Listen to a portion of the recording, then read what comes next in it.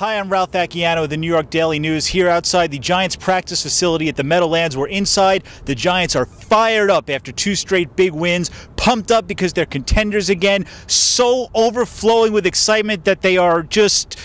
I can't even fake it. It's the Detroit Lions coming to town. It is a matchup that absolutely nobody cares about.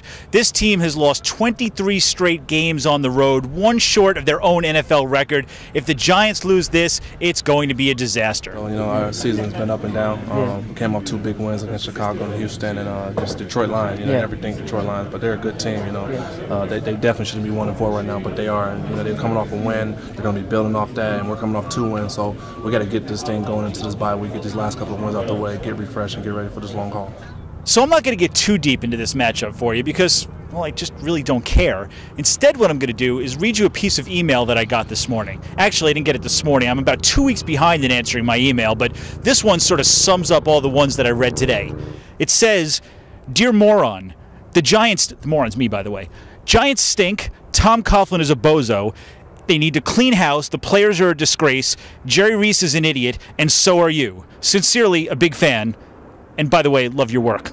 This pretty much sums up the way Giants fans were feeling 2 weeks ago when this team was an absolute disaster in everybody's eyes. Now they're a contender. Now we're buying Super Bowl tickets. It just shows you how fast things can change. And I don't know the answer as to whether the Giants are for real or whether they're as bad as they were. Chances are it's somewhere in the middle, but we've certainly all lost a little bit of perspective with this team, and we haven't quite seen what their true colors are. I don't think we're going to see it this week against the Detroit Lions because this is a bad team they should absolutely destroy.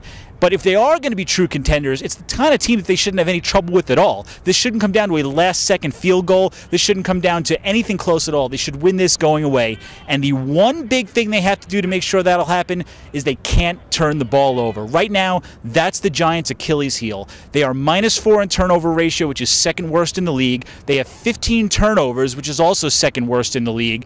And Eli Manning has thrown 8 interceptions, which is a staggering number through 5 games this season. They have to cut that down because if they give any gifts to the Detroit Lions, that's a team that can certainly take advantage of any opportunities they have. They shouldn't get those opportunities. They shouldn't beat the Giants, but the Giants certainly have it in them to gift wrap a win to their opponent. We've seen that before. We'll find out this weekend, of course, whether they'll do that again. Make sure you tune into the blue screen for the entire full coverage of the Giants game against the Detroit Lions, and we'll be back next week to see whether we're back on Bill Cowher watch or whether we're buying Super Bowl tickets again. And by the way, thanks for the emails.